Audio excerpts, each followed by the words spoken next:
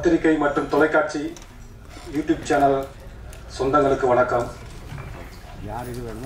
விழாவிற்கு தலைமையேற்க வந்திருக்கும் அண்ணன் வேல்முருகன் அவர்கள், அண்ணன் கே பாலகிருஷ்ணன் அவர்கள், அண்ணன் நக்கீரன் கோபால் அவர்கள், அண்ணன் ஆர்.கே. செல்லுமணி அவர்கள், அண்ணன் பிரபுதாசன் அவர்கள், அண்ணன் இசைநாயகன் ஸ்ரீகாந்த் தேவா அவர்களை அனைவருக்கும் எனது நெஞ்சார்ந்த நன்றியை தெரிவித்துக் கொள்கிறேன். அதாவது எனக்கு நான் சினிமாவுக்கு ஃபர்ஸ்ட் வந்ததிலிருந்து ஏதாவது ஒரு புதுமையாக பண்ணணும்னு தான் முயற்சி பண்ணிட்டு இருக்கேன். ஆனால் சென்சார் போர்டால் நான் ரொம்ப பாதிக்கப்பட்டிருக்கேன். மிகப்பெரிய ஒரு மன உளைச்சலை சந்திச்சிருக்கேன். அதாவது நான் பண்ண ஃபர்ஸ்ட் ஷார்ட் ஃபிலிம் குறும்படமே நேசம்னு ஒன்று. அதாவது என்னுடைய எல்லாமே மொத்தம் இது வரைக்கும் 4 படம் பண்ணியிருக்கேன், ஒரு குறும்படம் பண்ணியிருக்கேன். எல்லாமே 90% உண்மை இருக்கும், 10% தான் கற்பனை இருக்கும். ஆனால் உண்மை சம்பவத்தை பண்ணக்கூடாதுன்னு சொல்லி சென்சார்ல பிரச்சனை நடந்துட்டு இருக்கு. அந்த நேசம்ங்கிற ஒரு ஷார்ட் பிலிம்ல தருமபுரி பஸ் ஸ்டாண்டுக்கு பக்கத்துல அந்த ஒரு போலீஸ் பூத்துல ஒரு மணல்ல பாதிக்கப்பட்ட பொண்ணை கொண்டு போய், ஒரு தாய் மணல்ல பாதிக்கப்பட்ட பொண்ணு வந்து இறங்கி இருக்காங்க, கொண்டு போய் அந்த போலீஸ் பூத்துல போயிட்டு ரெண்டு போலீஸ் பிரச்சனை பண்றாங்க. அந்த பாலியல் வன்கொடுமை பண்றாங்க. இது பேப்பர்ல பத்திரிகையில வந்தது. அதாவது என்னுடைய படங்கள் இதான் எடுத்தேன். இதுலயே அங்க பிரச்சனை, எனக்கு போலீஸ் ஸ்டேஷன்ல பிரச்சனை, இதை எடுக்கக்கூடாது அப்படின்னு. அதுக்கு பிறகு நான் முதல் படம் மாயவரம்னு சென்சார்ல படம்லாம் முடிச்சு சென்சாருக்கு போச்சு. ஒரு 45 நிமிஷம் படத்தை கட் பண்ணிட்டாங்க. என்ன சார் ஏன் இது அப்படிங்கும்போது, நான் என்னுடைய படங்கள்லாம் நான் அவர்கிட்ட ஆர்கியூமெண்ட் பண்றேன். பக்கீர் சாமின்னு ஒரு ஆர்வம் சார், இது நடந்த கதை. அதாவது எங்க ஊர்ல, அதாவது இப்ப சன் செய்தியாளர் இருக்காங்களே பிரபுதாசன், அவங்க ஊரு பக்கத்து ஊர் தான், மணல்மேடு காவல் நிலையத்துக்கு பக்கத்துல. அந்த சம்பவம் நான் பஸ்ல ஸ்கூல் படிச்சுட்டு இருக்கும்போது 1994 அப்போ ஒரு ஜம்பிளிங்கிற ஒரு அக்யூஸ்ட தேடி வராங்க. தேடி வந்ததும் அக்யூஸ்டாங்கிறது கோர்ட் தான் சொல்லணும், காவல்துறையே ஒரு குற்றவாளின்னு அவருக்கு தேடி வராங்க. அந்த பையனை, அந்த பையன் இல்ல, அந்த பையனோட சகோதரிய ஜீப்ல ஏற்றிட்டு போறாங்க. ஈவினிங் 6 மணிக்கு கொண்டுட்டு போயிட்டு ஸ்டேஷன்ல வச்சு, அப்பெல்லாம் சாராய ஊழல் தான் எங்க பார்த்தாலும், ஃபுல்லா டெல்டா மாவட்டம் ஃபுல்லா சாராயம் அதிகமா புழக்கத்துல இருக்கும். அதை பறிமுதல் பண்ற அந்த சாராய மூட்டைகள் எல்லாம் காவல் நிலையத்தான் வச்சிருப்பாங்க. போலீஸ் எல்லாம் நைட்ல குடிப்பாங்க, ஃபுல்லா எடுத்து சாப்பிட்டு போதையில தான் இருப்பாங்க. மணல்மேடு காவல் நிலையம், இது எல்லா பத்திரிகையிலும் வந்திருக்கு. அப்ப அந்த பொண்ணை கூட்டு போயிட்டு நைட்டு விடிய கால ஒரு 4 மணி தான் கூட்டு வீட்டுல விடுறாங்க. வீட்டுல பாக்குறாங்க, தாய் பாக்குது, இந்த பொண்ணை பாக்குறாங்க. வெள்ளை கலர் ஜாக்கெட், ஃபுல்லா ரத்தமா இருக்கு. ஒரு தாய் எப்படி பதறுவாங்க? கேக்குறாங்க, என்னமா நடந்துச்சுன்னு. அம்மா 5 போலீஸுமா, ராத்திரி முழுக்க வலிக்குதுன்னு சொல்லுமா, எவ்வளவோ எனக்கு முடியல, கத்துற யாருமே என்ன கண்டுக்கலாமா, ஒருத்தர் மாத்தி ஒருத்தர் என்ன ரொம்ப மாசம் பல்லு படாத இடமே இல்லாம என் உடம்புல சொல்றாங்க தாய்கிட்ட. தாய் பதறி அடிச்சு தெரு மக்கள்லாம் கூட்டி சொல்லி, இது ஒரு 1/2 மணி நேரத்துக்குள்ளே அந்த பால்டாயில குடிச்சிட்டு மொத்த குடும்பம் பலி, 6 உயிர் பலின்னு ஹெட்ல எல்லா பத்திரிகையுமே. நக்கீரன் அட்டப்படம் தான் அண்ணனே அங்க வந்துட்டாங்க. எல்லாமே பெரிய இது சின்ன பிரச்சனை ஆச்சு. பஸ்ல நாங்கெல்லாம் ஸ்கூல் ஸ்டூடெண்ட் எல்லாம் இறங்கி பாக்குறோம், பிரச்சனை பெருசா ஆகுறோம், பஸ்ஸுக்கு எல்லாம் அடிச்சு உடைக்கிறோம், பிரச்சனை பெருசாயிடுச்சு. அனைத்து கட்சியும் வந்துருச்சாங்க. இந்த விஷயம் தான் இந்த 6 உயிர் பலி. ஆனா அந்த குற்றவாளி 94 வாட்சாத்தி வழக்கிலே இப்பதான் தீர்ப்பு வழங்கியிருக்கு. இதுக்கெல்லாம் இன்னும் தீர்ப்பு இல்லை. குற்றவாளிகள் நல்லா தான் இருக்காங்க, யாரும் தண்டிக்கப்படல. இந்த விஷயத்தை தான் நான் முதல் படமா எடுத்த மாயவரம்னு ஊரு. என்னுடைய படங்கள்லாம் பாத்தீங்கன்னா மாயவரம், கொள்ளிடம், கபிலவஸ்து, இப்ப பொள்ளாச்சி, எல்லாமே அந்த ஊரு பேரு. அந்த ஊர்ல நடந்ததுனால அப்படியே எடுப்பேன். இந்த கதையை நான் ஒரு தயாரிப்பாளர்கிட்ட சொல்லி இதை கொண்டு போய் எடுத்து எல்லாம் ட்ரை பண்ணி படத்தை போட்டு காமிச்சு, இந்த படத்துக்கு சர்டிஃபிகேட் தர முடியாது, அப்படியே கொடுத்தா நிறைய கட் பண்ணுவோம் அப்படின்னு. சரி கொடுங்க, கட் பண்ணிட்டு கொடுங்க அப்படி பார்த்தா 3/4 மணி நேரம் படம், கதையே புரியல. அப்போ ராமநாராயணன் சார் தான் பார்த்தாங்க, படம் போட்டு காமிச்சு இந்த மாதிரி விஷயம். இப்போ படம் நல்லா வந்திருக்கு, ஆனால் 3/4 மணி நேரம் படம் விட்டு ஒன்னே முக்கால் யூஏ சர்டிஃபிகேட் தான் தருவாங்கிறாங்க. இது சாத்தியப்படாது. இது சம்பந்தமா மயிலாடுதுறையில நடந்த ஊர் அந்த மாயவரம் சொல்லி, அந்த ஊர்ல உள்ள MP MLA எல்லாம் கூப்பிட்டு அவங்கள்ட்ட ஏதாவது முறையிடுங்க அப்படின்னு சொன்னாங்க. நேரா நான் ஊருக்கு புறப்பட்டு மணிசங்கர் ஐயர், அப்ப MP, இப்போ MLA இருக்கிற ராஜ்குமார் தான் MLA, 2 பேரையும் கூப்பிட்டு படத்தை போட்டு காமிச்சேன் 4th ஃப்ரேம்ல. படத்தை பார்த்துட்டு அவங்களும் போய் பேசுறாங்க. சென்சார் எதுவுமே முடியவே முடியாதுட்டாங்க. படம் அப்பெல்லாம் டாக்ஸ் UA சர்டிஃபிகேட்னாலே கொஞ்சம் டாக்ஸ் அதிகம். அதனால சின்ன படங்களுக்கு யோசிப்பாங்க. அது அப்படியே போயிடுச்சு, அப்படியே அந்த படம் அப்படியே பெண்டிங் நிக்குது. இது வரைக்கும் சர்டிஃபிகேட் UA தான் கொடுத்தாங்க, வன்முறை படம் கொடுத்தாங்க. உண்மையை எடுத்ததுக்கு எனக்கு பிரச்சனை. அதாவது என்னுடைய படங்கள் 4 படமுமே, அதாவது பத்திரிகை தான், என்னுடைய படங்களே பத்திரிகை தான். அதான் சொல்லிட்டு 90% உண்மை இருக்கும், மீண்டும் தலைப்புச் செய்திகள் தான் என்னோட படம். அதாவது ஒரு செய்தி வந்துச்சுன்னா, இப்ப இந்த செய்தி, இந்த சம்பவம் மயிலாடுதுறை இந்த மலர்மேடு காவல் நிலைய சரகத்தில் நடந்த சம்பவம் ஒரு நாள் ஆச்சு, 2 நாள் ஆச்சு, 1 வாரம் ஆச்சு, அப்படியே மறைஞ்சு போச்சு. அதுக்கப்புறம் மீடியாவுக்கு அடுத்த பிரச்சனை நடக்கும், அதை எடுத்து போட்டு மெயின்ல ஹெட் நியூஸா வந்துட்டு இருக்கும். இது இப்படியே மறந்துடும். இப்ப இதுக்கு நீதி வேணும்னு நான் வந்து முதல் படமா பண்ணும்போது இதை எடுத்து பண்ணேன். இந்த படத்தை எடுத்து பண்ணும்போது எனக்கு இந்த சென்சார்ல தான் பல பிரச்சனை சொல்லக்கூடாது இப்படி வந்துச்சு. அப்ப இன்னைக்கும் அதே பிரச்சனை தான். இன்னைக்கு என்ன நடக்குது? இப்ப அதுக்கப்புறம் கொள்ளிடம், கபிலவஸ்து, சின்ன சின்ன கிடுக்கு பிடியில தப்பிச்சு வந்துருச்சு 2 படமும். கொள்ளிடம் வந்து 2016 ரிலீஸ், 2019 கபிலவஸ்துலயும் எனக்கு நிறைய நெருக்கடி வந்துச்சு. ஆனா அதை மீடியா சர்டிபிகேட் வாங்கி படத்தை ரிலீஸ் பண்ணிட்டேன் 2019. இப்ப இந்த படம் என்னன்னா, பொள்ளாச்சியில எல்லாருக்கும் தெரியும், பொள்ளாச்சியில நடந்த நக்கீரன் புக் தான். நான் அதிகமா வந்த எல்லா பேப்பர்ல வந்து எல்லா கட்டிங்ஸையும் எடுத்து கதை பண்ணுவேன். 90% உண்மை. இப்ப தலைவர் இப்ப என்னன்னா, இன்னைக்கு இந்த ஸ்டேஜ்ல கூட பாட்டை போடக்கூடாது, சீன்ஸ் எதுவுமே போடக்கூடாதுன்னு சொல்லி நெருக்கடி. இந்த படப்பிடிப்பு ஆரம்பிச்சது நெருக்கடி. இந்த கதை பண்றதுக்கு இந்த புக்ஸ்ல வந்ததெல்லாம் கலெக்ட் பண்ணிட்டு, செய்தியில வந்ததெல்லாம் கலெக்ட் பண்ணிட்டு, நான் போயிட்டு ஒரு 2 மாசம் பொள்ளாச்சியில தங்கி பார்த்தேன். அதுல ஒரு சம்பவம் தான். என்ன ஒரு கொடுமைன்னா, பாதிக்கப்பட்ட பெண்ணு போய் வீட்டுல சொல்ல முடியல, இந்த மாதிரி அடிப்பாங்கன்னு பயப்படுவாங்க பொண்ணுங்க. சரி, ரொம்ப நாள் திரும்ப வந்து மிரட்டுறாங்கன்னு சொல்லி, சரி போலீஸ் ஸ்டேஷன்ல போய் சொல்லணும்னு போலீஸ் ஸ்டேஷன் போனாக்கா, போலீஸ் ஸ்டேஷன்ல நான் காப்பாத்துறேன்னு சொல்லி இவங்க ட்ரை பண்ணிருக்காங்க. வீடியோ வாங்கிச்சு உங்க அம்மா அப்பா நான் பேரண்ட்ஸ் நான் அனுப்பிடுவேன் அப்படின்னு சொல்லி இவங்க பாலியல் வன்கொடுமை பண்ண ஆரம்பிச்சிட்டாங்க. இதெல்லாம் அதிகமா வரல, செய்தியில வரல. நான் வந்து பொள்ளாச்சியில உள்ள எல்லா விஷயமும் நான் ஃபுல்லா கலெக்ட் பண்ணி தான் ஆதாரமும் வச்சிருக்கேன். சொல்ற சென்சார் ஆதாரம் இருக்கு என்கிட்ட அப்படின்றத தூக்கி வெளில போடுங்கிறாங்க. என்ன செய்யுது? நான் சொல்றேன் சார், நான் செய்தித்தாள் தான் என்னுடைய படத்துக்கு பேரே செய்தித்தாள் வச்சா பொருந்தும், அப்படித்தான் சார் எடுத்திருக்கேன். இதுல என்ன சார் 109 கட்டு கொடுக்குறது என்ன சார் பிரச்சனை? அவங்க சொன்ன வார்த்தை என்னன்னா, ஃபர்ஸ்ட் சென்சார் போனதுமே NMD ஸ்டேட்ல போட்டோம். படத்தை பார்த்துட்டு 2 மணி நேரம் படத்தை பார்த்துட்டு 4 மணி நேரம் விவாதம் பண்ணிட்டு என்ன கூப்பிட்டாங்க. இந்த படத்துக்கு சர்டிபிகேட் தர முடியாது. ஏன் சார், என்ன பிரச்சனை? இல்ல 2 அரசியல் கட்சிக்குள்ள மோதல் வரும் இந்த படம் ரிலீஸ் ஆனா. என்ன சார், அப்படி ஒண்ணும் பண்ணல சார், 2 அரசியல் கட்சி மோதல் வரும், நாங்க சர்டிபிகேட் தர முடியாது. என்ன மேல்முறையீடு பண்ணுங்க, ரிவைசிங் கமிட்டி, நடிகை கௌதமி ஆர்டிஸ்ட் அவங்க தான் சேர்மன், 15 பேர் கொண்ட குழு பார்ப்பாங்க. சரி ஓகேன்னு சொல்லிட்டு அதுக்கப்புறம் 1 மாசம் கழிச்சு ரிவைசிங் கமிட்டி ஏற்பாடு பண்ணாங்க. படம் பார்க்கும்போது NFD தியேட்டர்ல போயிட்டு உட்காந்துருக்கேன். நானும் என் நண்பர் தான் உட்காந்துருக்கோம். ஒவ்வொருத்தரா வராங்க. பார்த்தா எல்லாம் துப்பாக்கி ஏந்திய போலீஸ் பாதுகாப்போட ஒரு சாமியார்லாம் வந்தாங்க.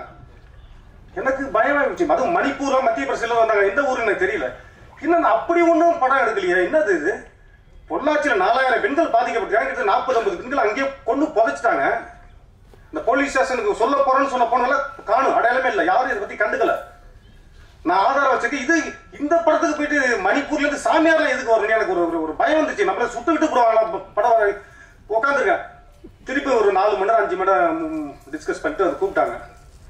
கௌதமி மேடம் கேட்டாங்க. ஃபர்ஸ்ட் அந்த ARO முதல்ல அவங்க சொன்னது என்னன்னா, ஒரு பேப்பர் கொடுத்து எனக்கு படத்துல எண்டு கார்டு போட்டீங்களா, அதை எழுதி கையெழுத்து போட்டு கொடுங்க, தூக்குறேன்னு. என்ன சார் போட்டிருக்கேன்? பாரதிராஜா படத்துல எல்லா டைரக்டர் படம் முடியும் போது அந்த title card end card Bharathiraja sir அவர் ரசிகராங்க, அவர் எண்டு கார்டை போட்டு ஒரு பாயிண்ட் முடிப்பார். நான் தான் சார் இந்த பொள்ளாச்சி நடந்த பாயிண்ட் முடிச்சிருக்கேன். நீங்க கையெழுத்து போட்டாதான் உங்கள்கிட்ட நான் பேசுவோங்கிறாரு ARO முத்துகிருஷ்ணன் சார். சரி என்னதான் பேசுறாங்க பாப்பேன்னு சைன் பண்ணி கொடுத்தேன். அது என்ன கார்டுனா, படம் முடியும் போது பெண்கள் மீதான பாலியல் வன்கொடுமை தொடருமையானால் பொள்ளாச்சி 2ஆம் பாகம் தொடரும், மணிப்பூர் என்ற பெயரில் போட்டேன். இதுக்கு போயிட்டு இதை வந்து தூக்கணும் அப்படின்னா, சார் இது என்ன சார், பொள்ளாச்சி அதாவது பெண்கள் மீதான பாலியல் வன்கொடுமை தொடருமையானால் தொடர்ந்தாதான் சார் நான் வந்து அடுத்த படம் பண்ண போறேன். அதை தூக்கணும் என்ன சார் தான்? அப்ப தூக்குனா என்ன தொடருமா? இப்ப சென்சார் போர்டோட நோக்கம் என்ன, சென்ட்ரல் கவர்மெண்ட் நோக்கம் என்ன? பாலியல் தொடருங்கிறீங்களா? நானே கேட்கறேன், இதெல்லாம் இங்க பேசவே கூடாது. சரி அடுத்து என்ன பார்ப்போம்னு பார்த்தா, பொள்ளாச்சிங்கிற டைட்டிலே தூக்கணும் சார். அந்த ஊர் நடந்தது, அதெல்லாம் அவங்க எதுவுமே ஏத்துக்கல. நான் எவ்வளவோ ஆர்கியூமென்ட் பாக்குறேன். ஃபுல்லா படத்துல எல்லாத்தையும் பார்த்துட்டு 109 கட்டு மொத்தம். நான் என்ன தப்பா பண்ணிட்டேன்? ராமாயணத்தை பார்த்து எடுத்தேன். ராமாயணங்கிறது கட்டுக்காத, அதை எடுத்தானே நீ 1000 கட்டு கூட நான் கவலைப்பட மாட்டேன். இது பொள்ளாச்சியில நடந்த கதை, இதை போய் எதுக்கு இப்படி கட் பண்றீங்க? நான் சொன்னேன் எதுவும் பேசக்கூடாது. என்ன சார் பேசக்கூடாது? எங்க பார்த்தாலும் வெறும் பாலியல் மயமா இருக்கு. முன்னெல்லாம் ஒரு 10 வருஷத்துக்கு முன்னாடி எல்லாம் பாத்தீங்கன்னா பேப்பர் தொலைக்காட்சியில எல்லாம் என்ன வரும், எங்கேயாவது ஒரு பக்கத்துல சிறுமி பாலியல் வன்கொடுமை, மாணவி பாலியல் வன்கொடுமை, கற்பழிப்பு, இப்படிதான் வரும். அது எப்பாவது ஒரு இடத்துல மாசத்துக்கு ஒரு அப்படிதான் வரும். இன்னைக்கு பேப்பர்ல பாத்தீங்கன்னா இப்ப அந்த பெண்ணுக்கு ஒரு சிறுமி பாலியல் வன்கொடுமை பண்ணப்பட்டா உடனே அந்த பேரண்ட்ஸ் என்ன பண்ணுவாங்க, காவல் நிலையத்துக்கு வந்து கம்ப்ளைண்ட் பண்ணுவாங்க. கம்ப்ளைண்ட் பண்ணிட்டு அவங்க என்ன பண்ணுவாங்க, குற்றவாளியை போயிட்டு பிடிச்சிட்டு வருவாங்க. பிடிச்சி வந்து கோர்ட்ல பிடிச்சு பண்ணுவாங்க. கோர்ட்ல தண்டனை கொடுப்பாங்க, ஜெயிலுக்கு போவாங்க. இதான ஒரு வரைமுறை, இதான ஒரு கட்டமைப்பு இருந்துச்சு. இப்ப அந்த கட்டமைப்பு அப்படியே நொறுங்கி கிடக்கு. இப்ப பேப்பர்ல ஒரு 10 வருஷமா பேப்பர்ல என்ன செய்தி வருது பாருங்க. பேப்பர் தொலைக்காட்சி எல்லாத்துலயுமே பேப்பர் எடுத்தா யாருக்கு, ஜனங்களுக்கு இல்ல, ஜனங்களை காப்பாத்துறவங்களுக்கு. பெண் போலீஸுக்கு பாலியல் தொல்லை, பெண் தலைமை காவலருக்கு பாலியல் தொல்லை, எல்லா ரெக்கார்டு வச்சிருக்கேன், பேப்பர் கண்டிஷன் வச்சிருக்கேன். பேப்பர்ல வந்து நான் பேசுறேன். பெண் சப் இன்ஸ்பெக்டருக்கு பாலியல் தொல்லை, பெண் இன்ஸ்பெக்டருக்கு பாலியல் தொல்லை, பெண் டிஎஸ்பிக்கு பாலியல் தொல்லை, பெண் எஸ்பிக்கு பாலியல் தொல்லை. அப்ப என்ன சரி, பெண் எஸ்பி தான் பாலியல் தொல்லை வந்துட்டு அடுத்து யாரு பார்த்தா, சரி இவங்க எல்லாம் என் பிரச்சனை நீதிபதிக்கு போவாங்க. இப்ப ஒரு 2 மாசத்துக்கு முன்னாடி ஒரு வீடியோ வருது, பெண் நீதிபதிக்கு பாலியல் தொல்லை. அவங்க என்ன சொல்றாங்க, எனக்கு கருணை, எனக்கு வந்து தற்கொலை செய்து கொள்ள அனுமதி தாருங்கள்னு குடியரசு தலைவருக்கு லெட்டர் போட்டிருக்காங்க, கடிதம் எழுதியிருக்காங்க. அப்ப நீதிபதிக்கே இங்க வந்து பாதுகாப்பு இல்லைன்னா, இப்ப இந்த பாலியல் பொள்ளாச்சி மாற்றம் எடுத்துருக்காங்க. எனக்கு என்ன பாதுகாப்பு, எனக்கு பிரச்சனை யாருக்கிட்ட போவோம் சொல்லுங்க. பத்திரிகை தான் சொல்லணும், பத்திரிகை தலைவர் தான் சொல்றேன். எனக்கு உயிருக்கு ஆபத்து இருக்குங்கிறதால தலைவர்கள்ட்ட போன எல்லாம் கேட்பாங்க என் ஃப்ரெண்ட் எல்லாம். ஏன் என்னப்பா தலைவர்கள் தான் என்ன காப்பாற்ற முடியும், பத்திரிகை தான் காப்பாற்ற முடியும். இப்ப நீதிபதிக்கு ஒரு எஸ்பி, பெண் எஸ்பிக்கு இல்ல, சூப்பரண்ட் ஆஃப் போலீஸுக்கு பாதுகாப்பு இல்ல, பாலியல் தொல்லை. இப்ப இந்த பிரச்சனையை நான் எடுத்திருக்கேன், பெண்களுக்காக எடுத்திருக்கேன். இப்ப எனக்கு என்ன மாதிரி தொல்லைகள் வரும்? சரி, நீதிபதிக்கு பாலியல் தொல்லை. சரி, நான் இப்ப நேரம் ராணுவத்துக்கு போறேன். ராணுவ நீங்க வந்து என்ன வந்து காப்பாத்துங்கன்னு போனேன்னா, இப்ப ராணுவம் இப்ப மணிப்பூர்ல என்ன ஒரு வீடியோ வந்து எல்லாம் பாத்துருப்பீங்க. என்ன வந்தது, ஒரு ராணுவ வீரர் துப்பாக்கி கீழே வச்சுட்டு கதறான், நான் இங்க நாட்டை காப்பாத்துறேன், என் பொண்டாட்டிய 100 போலீஸ் 100 பேர் 100 கட்சிக்காரன் 100 பேர் சொல்றான், அழுதா. எல்லாம் வீடியோ பாத்துருப்பீங்க. தூக்கிட்டு போயிட்டு மாறி கற்பழிக்கிறாங்க, பாலியல் வன்கொடுமை கதறான், எல்லாம் பாத்துருப்பீங்க, ரெக்கார்டு இருக்குன்ட்டு. ஒரு நாட்டோட ராணுவ வீரருக்கு மனைவிக்கே இந்த மாதிரி நடக்குது. அப்ப என்ன நாடு இது? பாரதியார் தான் பெண்ணா கேட்டுப்பாரு, இது என்ன பாரத தேசமா இல்ல பாலியல் தேசமா தான் கேட்பாரு. இப்ப அதை விட ஒரு பெரிய கொடுமை என்னன்னா, எல்லாம் அவங்க சொன்னதெல்லாம் நான் ஓகே பண்ணி அந்த படம் வெளியில வரணும்னா கடன் வாங்கி நான் தயாரிப்பு, நானு டைரக்டர் மட்டும் இருந்த பயமாயிருச்சு. எப்படி எல்லாரும் செட்டில்மெண்ட் பண்ணுறது என்னங்கிற ஒரு பயம் வந்துச்சு.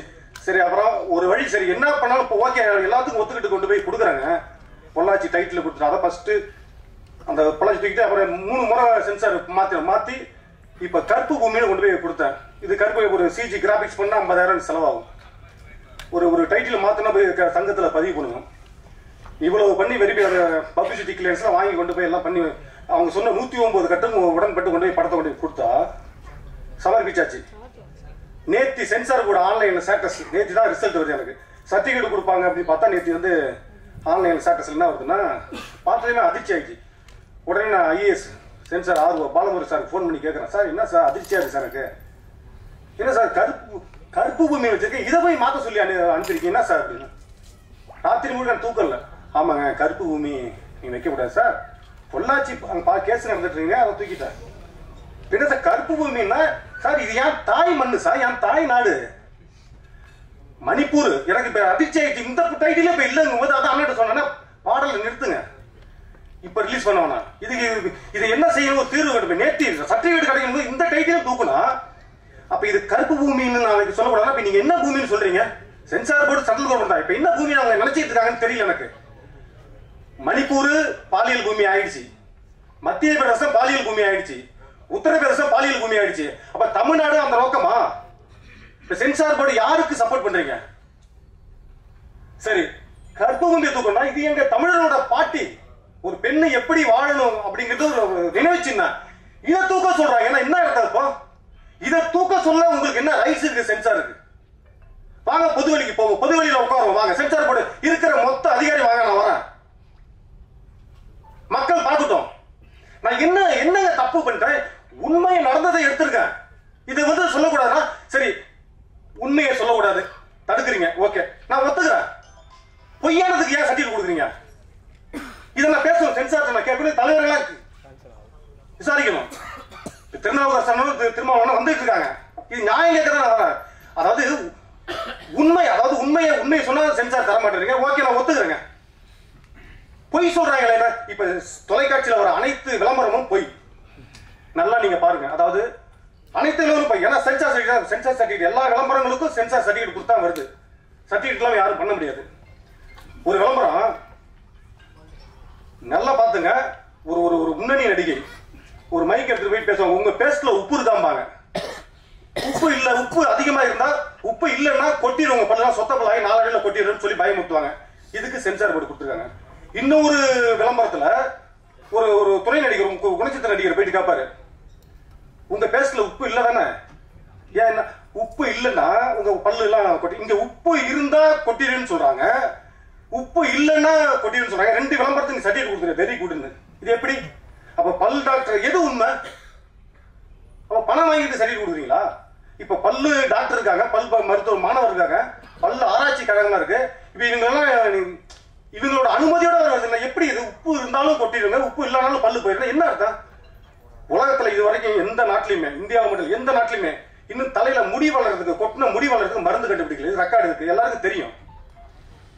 இது சென்சார் போர்டுக்கு தெரியாதா? சென்ட்ரல் கவர்மெண்ட் தெரியாதா? பார்லிமெண்ட்ல பாதி பேருக்கு தலையில முடி இல்ல, நீங்க டெஸ்ட் பண்ணலாம்ல. வருது பாருங்க, இதுக்கு சர்டிஃபிகேட் கொடுத்துருக்காங்க. 1000 ஒரு நாளைக்கு 1000 விளம்பரம் வருது. அவர்களுக்கு நன்றி. இப்போ அதான் அந்த விளம்பரம் மேட்ரு. அப்போ அதாவது மேல இருக்கிற தலைக்கு மேல இருக்கிற 9 கோள்களுக்கு வழி கண்டுபிடிச்சிருக்கோம்.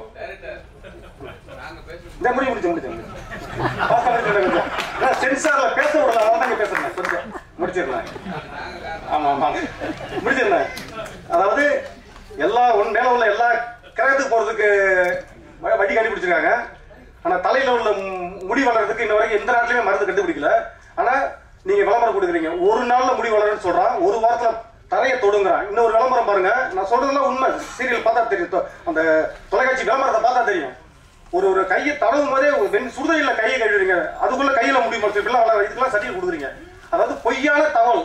இன்னொரு உண்மையை சொன்ன பாருங்க, அதாவது நடிகர் பிரபு சார் விளம்பரம் எழுதிப்பாங்க, ஒரு டப்பா ஓபன் பண்ணி ஒரு சொட்டு அது மருந்து மூக்குல வச்சு இழுப்பாங்க. ஒரு நொடியில சளி, ஜலதோஷம், மூக்கடப்பெல்லாம் போயிருமா. ஒரு நொடியில சளி எல்லாம் போகுதுன்னா அப்ப மருத்துவமனையில மருந்து கொடுக்குறாங்க. ஒரு வாரம் சளி, ஒரு வாரத்துக்கு ஏன் மருந்து எழுதி கொடுக்குறாங்க? அது சரியான சிறப்புன்னு ஒன்று சாப்பிட சொல்றாங்க. அப்ப சளிக்கு மாத்திரை கண்டுபிடிச்சதெல்லாம் இப்ப மருத்துவர்கள் எல்லாம் பொய்யா? இதுக்கு எப்படி நீங்க இது பண்ண? அண்ணாமலை இன்ஸ்டியூட்ல யோகா ஃபர்ஸ்ட் கிளாஸ்ல பாஸ் பண்ணிருக்கேன். இப்ப ஒரு மூச்சு உள்ள இழுக்கிறதுக்கே 3 செகண்ட் 4 செகண்ட், அதிகபட்சம் 5 செகண்ட் ஆகும், 5 நொடி ஆகும். வெளியில கொண்டு வரதுக்கு ஒரு 5 நொடி ஆகும். அப்ப 10 நொடி உள்ள போயிட்டு வர்றதுக்கு நீ ஒரு நொடியில சளி, மூக்கடப்பு எல்லாம் போயிரும்னா அவன் சொல்றான், நீ பண்ற இது சர்டிஃபிகேட் கொடுக்குற, வெரி குட்னு சர்டிஃபிகேட் கொடுத்தா டிவியில வருது. நான் உண்மையை பண்ணி வச்சிருக்கேன், சர்டிஃபிகேட் கொடுங்க யோசிக்கிறேன், தர மாட்டேங்கிறேன். அப்ப இதுக்கு என்ன இது என்ன தீர்ப்பு? என்ன எனக்கு நியாயம் வேணும்? என்ன இது? எப்படி? இதுதான். அதாவது பொய் சொன்னா சர்டிஃபிகேட் கொடுக்குறாங்க, உண்மையை சொன்னா சர்டிஃபிகேட் கொடுக்கல. இதுதான் இப்ப உள்ள பிரச்சனை. அதாவது என்னுடைய படங்கள் மொத்தமே, அதாவது எல்லாமே இந்த மாதிரி பெண்களுக்கு விழிப்புணர்வு ஏற்படுத்துற மாதிரி தான் நான் படம் எடுத்துட்டு இருக்கேன். இப்ப என்னுடைய அடுத்த படம், இப்ப இயக்குநர் சங்கத்துல செல்மணி சார் அவர்கள் தலைமையில 2500 பேர்கிட்ட கதை கேட்டு 52 கதைகள் தேர்வு செய்யப்பட்டிருக்கு. அதுல 10 படத்தை ஐஸ்வரி கணேஷ் ஐயாவே தயாரிக்கிறேன் இருக்காங்க. அந்த 52 ஸ்கிரிப்ட்ல நானும் ஒரு ஸ்கிரிப்ட் ஓகே பண்ணிருக்கேன். அப்ப அந்த கதை என்னன்னா பாலியல் தான், அதுவும் பாலியல் வன்கொடுமை தான். அதாவது நவீன முறையில் நடக்குது இப்பெல்லாம் பாலியல். அதாவது ஒரு சில இடத்துல நான் சொல்றேன், 5 பெண்கள் வேலை பார்க்குற இடத்துல ஒரு பெண்களுக்கு பாலியல் தொழில் நடக்குது. 5000 பெண்கள் 10,000 பெண்கள் ஒரு நிறுவனத்துல ஒரே ஒரு கம்பெனியில் வேலை பார்க்கறாங்க. அங்க எப்படி நடக்கும்? அங்க இருக்காது. சப்போஸ் அந்த பொண்ணு பாலியல் பாதிக்கப்பட்டு வெளியில போய் சொல்ல முடியாது. சொன்னா அந்த கம்பெனி நடத்துறவங்க ஆட்சி அதிகாரத்துல முக்கியமான போஸ்டிங் இருக்காங்க. எப்படி அந்த பொண்ணு வெளில சொல்ல முடியும்? தற்கொலை பண்ணிக்கும். இது ஒரு பக்கம் நடந்துட்டு. இதுதான் அடுத்த கதை. ஆர்கே செல்வன் சார் தான் ஜூம் கால்ல கதை சொல்லி ஓகே பண்ணி வச்சிருக்கிறேன். இப்ப அடுத்த படம் என்ன எப்படி 15 கோடி ரூபாய் பட்ஜெட், இந்த படத்துக்கு எப்படி என்ன நம்பி பைனான்சியர் வருவாங்க? படம் எப்படி பணம் பண்ண யோசிப்பாங்கல்ல. இப்ப நேசமுரளி படம்னா சென்சார்ல மாட்டிக்கும், நிறைய காட்சியை கட் பண்ணுவாங்க. இதுல 109 கட்டு, அது எத்தனை கட்டு வரும்? அதுவும் பாலியல் வன்கொடுமை தான். கண்டென்ட் எப்படி? இதுதான் எனக்கு பிரச்சனை. எனக்கு இந்த படம் எடுத்துறதே எனக்கு பிரச்சனை. எனக்கு பாதுகாப்பு இல்லை. அதுதான் தலைவர்கள்லாம் நான் வர வச்சு கேட்டிருக்கேன். ஏன்னா எங்க பார்த்தாலும் இதான் எல்லாம் ஃபுல்லா பாலியல் மயமா இருக்கு. இந்த படம் எனக்கு இது பிரச்சனை இல்லை. இந்த கற்பு பூமிக்கு ஏன் தரமாட்டேறாங்க? அதுக்கு எனக்கு நீதி வேணும். அதான் பத்திரிகை நீங்க தான் கேட்டு சொல்லணும். இதுல இன்னும் ஒரு விஷயத்த சொல்லி முடிச்சுக்கிறேன். இன்னும் ஒரே ஒரு பாயிண்ட சொல்லி ஆகணும்.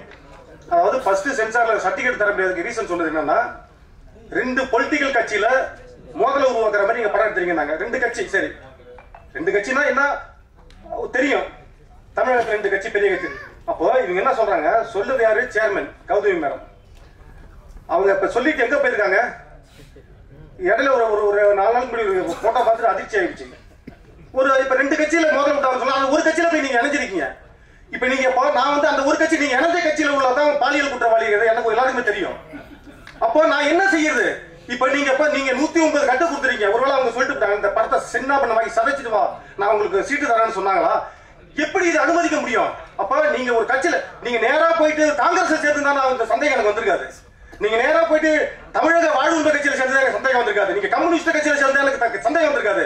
நீங்க விடுதலை கட்சியில சேர்ந்தா எனக்கு சந்தேகம் வரதில்லை. நீங்க மக்கள் நீதி மையத்தில் போய் சேர்ந்தா கூட எனக்கு சந்தேகம் வந்திருக்காது. நீங்க போய் நான் எந்த படத்தை, நான் எந்த கட்சிக்காரங்க, எந்த 109 கட்டு எதுக்கு கொடுத்தீங்க? ஒரு கட்சியில உள்ள நீங்க இத்தனை பேரை நீங்க வந்து சொல்லிருக்கீங்க, அட்டாக் பண்றீங்க. அப்ப 109 கட்டு கொடுத்துட்டு போய் நீங்க அந்த கட்சியிலே சேர்றீங்களா? அப்ப நான் எப்படி நம்புறது உங்களை? இதுதான் நான் சொல்லணும்னு நினைச்சேன். இன்னும் நிறைய பேசணும்னு நினைச்சேன். இன்னும் 1 மணி நேரம் பேசுவோம் சென்சார் போர்டை பத்தி. நிறைய எல்லாத்தையும் ஆதாரம் இருக்கு. அண்ணா அவர்களுக்கு உடம்பு சரியில்லை சொன்னாங்க. அதனால அண்ணனை பேச அழைக்கிறேன். ரொம்ப நன்றி, வணக்கம்.